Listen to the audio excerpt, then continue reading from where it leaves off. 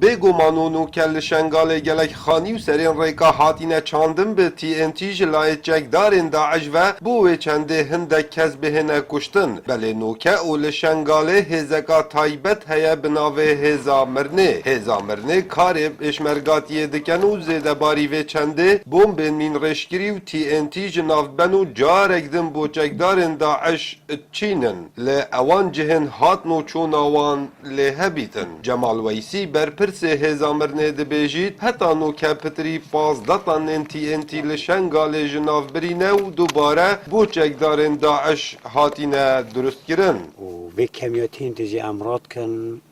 هندک شوی کمیان بن بمخزنت خو و امین کن باش بن بمخزنت خو و هر فایده وان یعنی او فایده شوان کن او خسارتن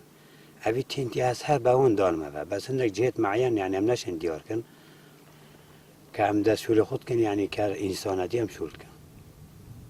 امکانیت ما امکانیت خواه که وقت هندسه منینن یعنی وقت سیاره و وقت درعا هم انساناتی خوش شول کن یعنی ما عندك پاخش کری بری 2 روزه و ایشالا دست شول خود کن و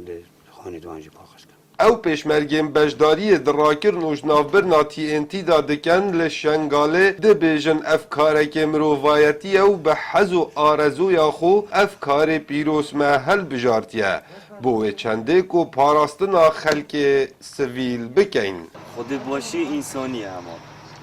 اما همه هاری کاریه که وقتی حوالاتیات یعنی خانیتون پاکش کنیم اگر دومت فدان نشد بیشتن هم چند رات کنیم هم هندی در فد هم خود چت کنجی این را جمال خود چت کنجی تینتی هم خود فاسد کردن که تا نوع عقیدی که تا تشتکی دیدا یعنی دونه بیشن به هر برمون که تونو نه هم بوان فدینه به نفسیون هم نو فدینه یعنی غیر رگ فدینه ل باشور روش آوای شنگال هزامرنه رژکا هر زورا TNT جناف بریا و راکریه بله دوباره لسرین اوان ریکان هاتینه چاندن کو هات نوچونا جگدارین داعش لسر هبیتن بله چاندنا TNT جلای هزامرنه و بشوازه که هر پیش کفتی دهتا درست کرن کو براور دگل جگدارین داعش جبر کو نها جورین هر پیش کفتی جلای هزاناف هاتی و تینه درست گرن